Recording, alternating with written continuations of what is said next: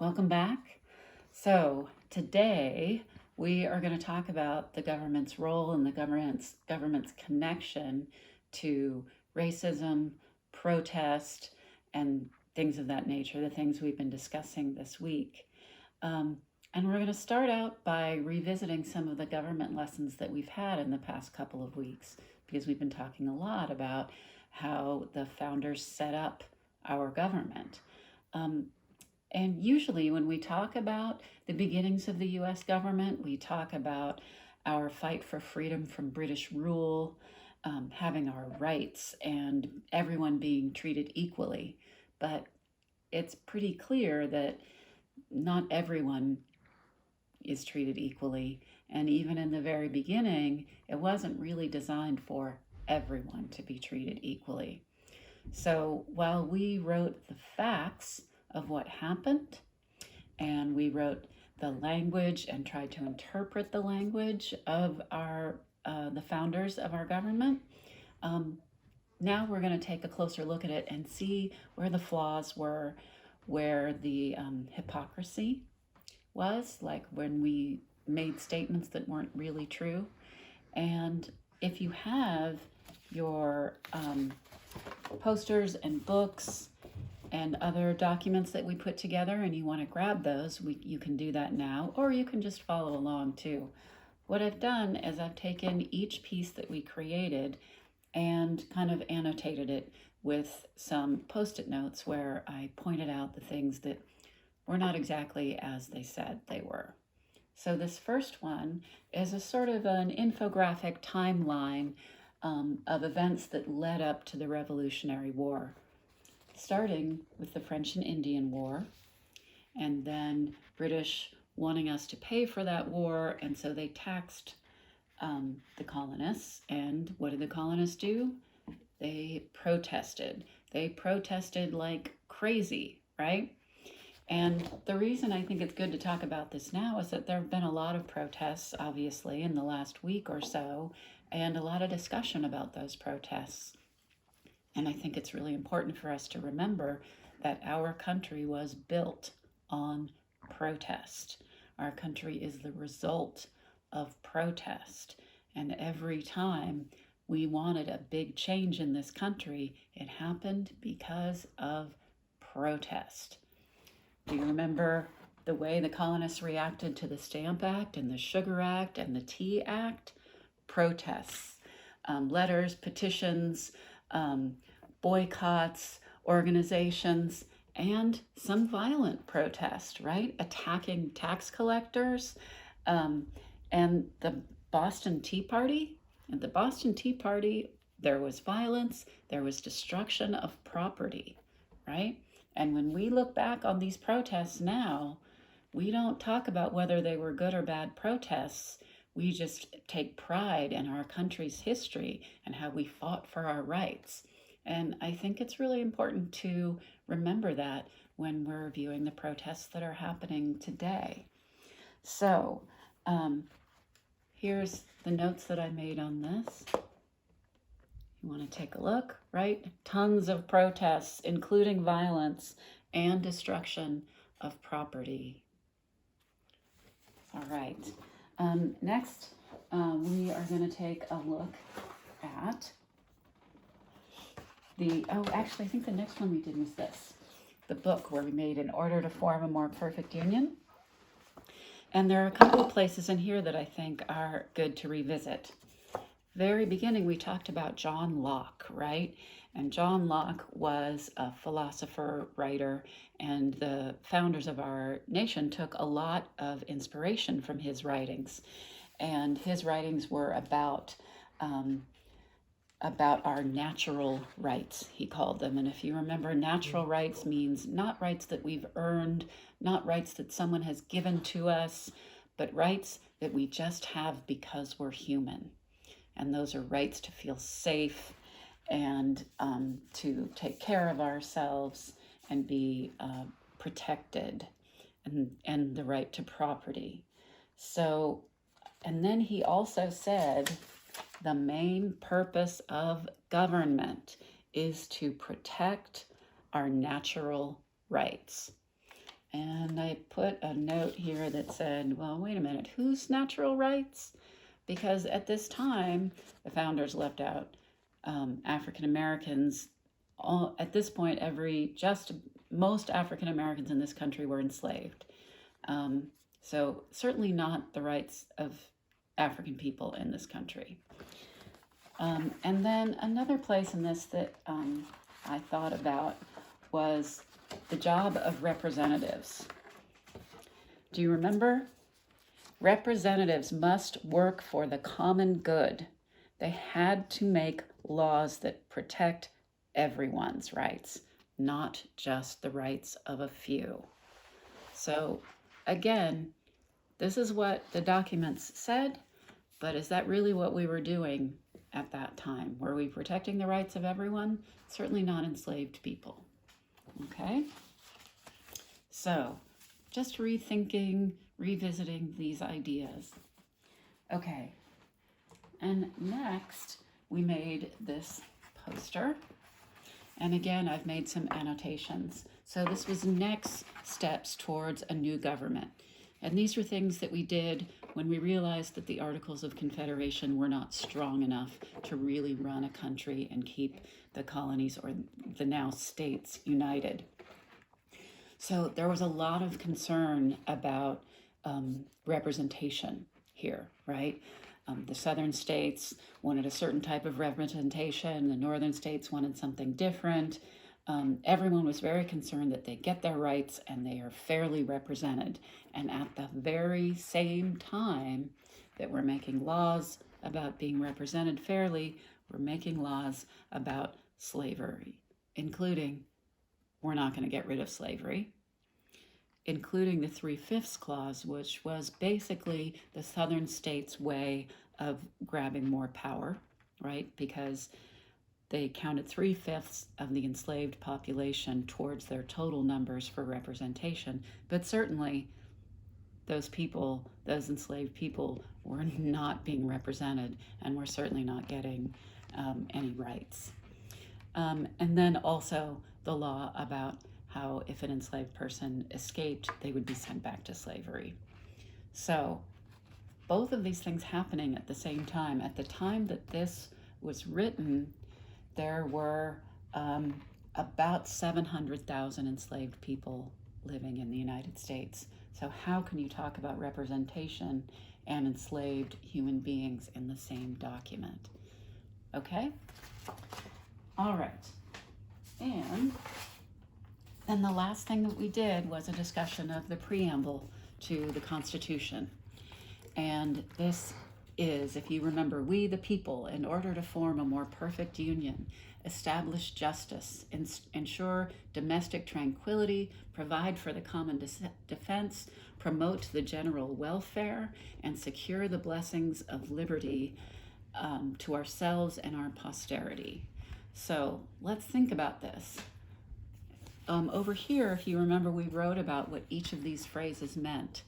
And I think it's important to take a look at those now and see, did we really mean this when we wrote it? Were we really living up to our words? So we the people, the idea of that was that we all had a say in this. We the people, right?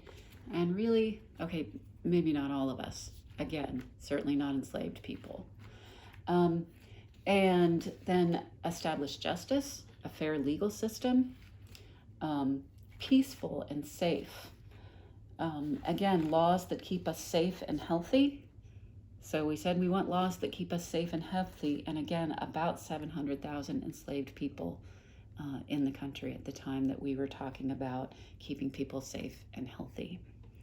And then we created this and we agreed to it, talking about the blessings of liberty, of freedom, the blessings of liberty. And some are free and some have rights, but it's really not fair to say that this was about everyone having their rights. Okay? So just taking a critical, hard look at these documents from that time, and remembering that this country is founded on protest. There's been a lot of talk about protests that have been happening in the last few weeks, And I know that people look at the more violent forms of protest, breaking windows, setting fires, things like that. And there's a lot of talk about, well, you shouldn't do that. Like, oh, protesting's okay, but you shouldn't be breaking windows, you shouldn't be setting fires. And I don't disagree with that. And at the same time, I've had to kind of check myself a little bit and say, well, it's easy for me to say that, right? I'm not the one who is being persecuted in this country. So I have to try to imagine, how would I feel if just because the color of my skin made me a target? How would I feel if I saw people like me being killed? And would it make me angry enough to break a window or set a fire? And again, I'm not saying that that's what you should do or that it's right to do that. I'm just saying, before you judge people and call them, the bad protesters versus the good protesters, I think it's important to think, can you understand why a person would be angry enough to do that? And here's something else that kind of helped me rethink my ideas. I'm just going to read it so I don't get it wrong. Here's how it goes. Here is an example of how white privilege sounds. You keep saying it's horrible that an innocent black man was killed, but destroying property has got to stop. Try saying it's horrible that property is being destroyed, but killing innocent black men has got to stop. You're prioritizing the wrong part.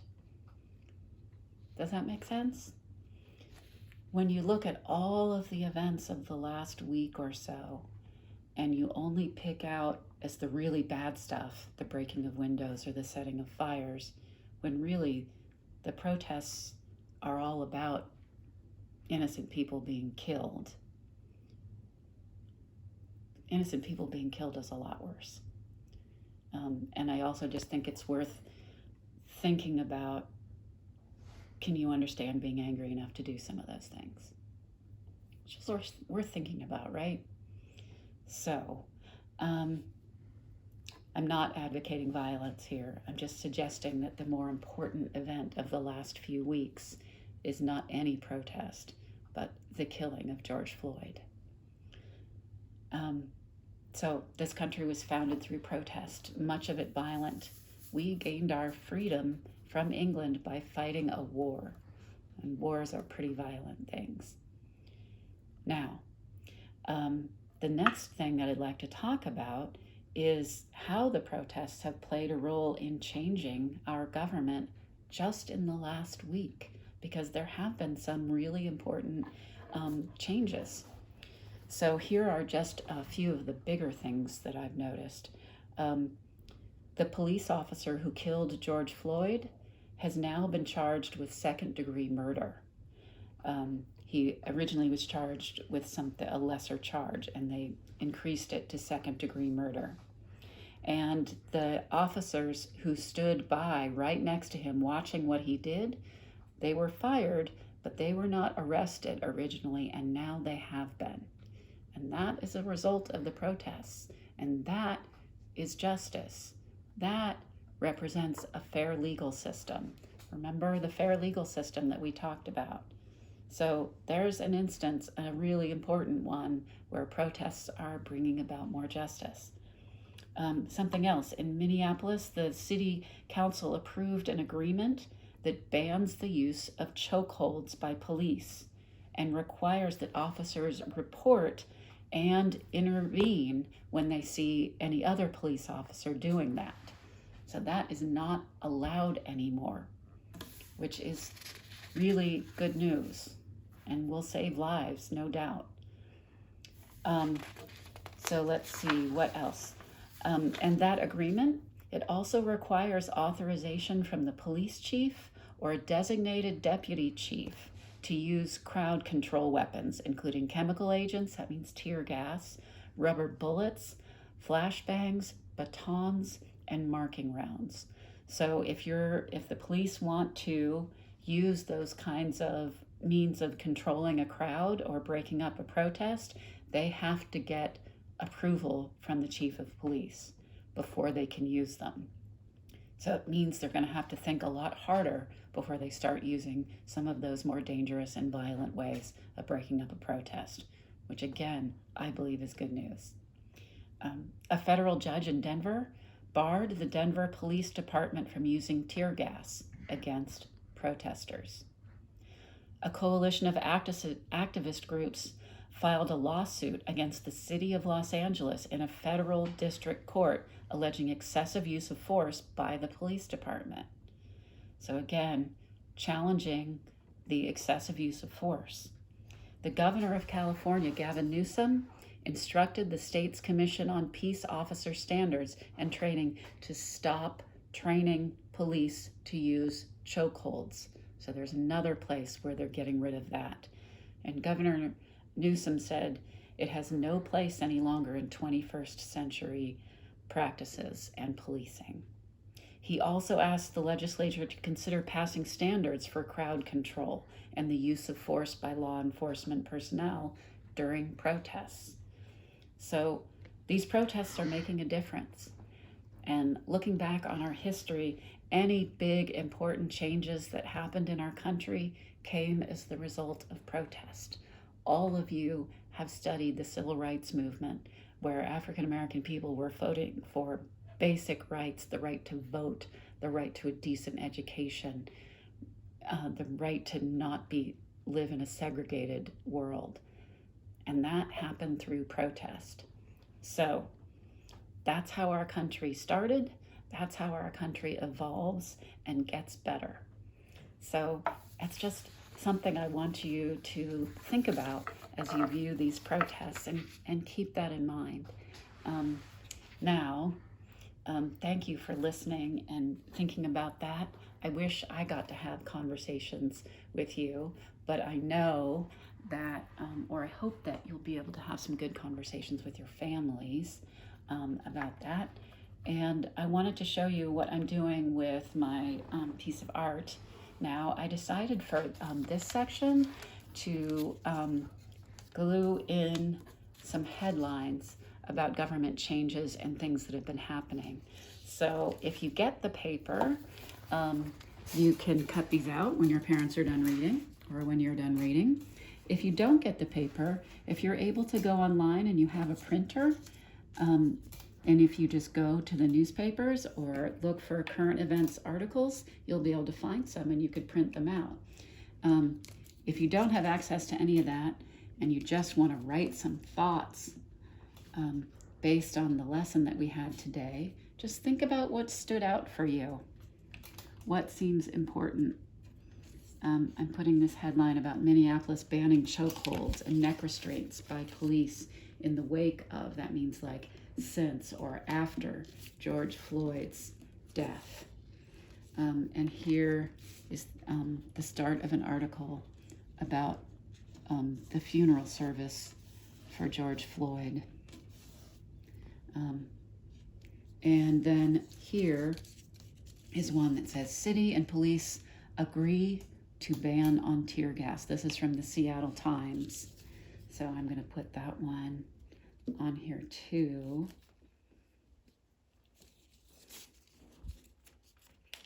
And it's going to go along the bottom here. Okay. So, some other things that I added that I was inspired from this part of our lesson was the statement of we the people. Like, who does that really mean? It's supposed to mean everyone. So maybe I'll write everyone here.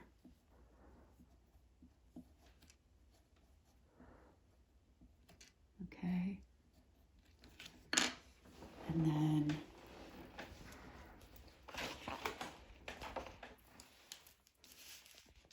up here, I don't know if you saw this before, but I wrote 8 minutes and 46 seconds. I can't breathe. 8 minutes and 46 seconds is how long the police officer had his knee on George Floyd's neck. That's a long time. So I'll continue to work on that. And I hope you are inspired to add to your piece. I still have some more work to do on this. Maybe on Monday I'll post it in my good morning video or something so you can see my finished product. I'd love to see yours. And maybe I'll put mine in my window. Maybe you'll be inspired to put yours in your window too. All right. Thanks, you guys. I know that these are hard conversations, but I think they're important, and I think that you are up to it. So I will talk to you soon, and take care. Bye.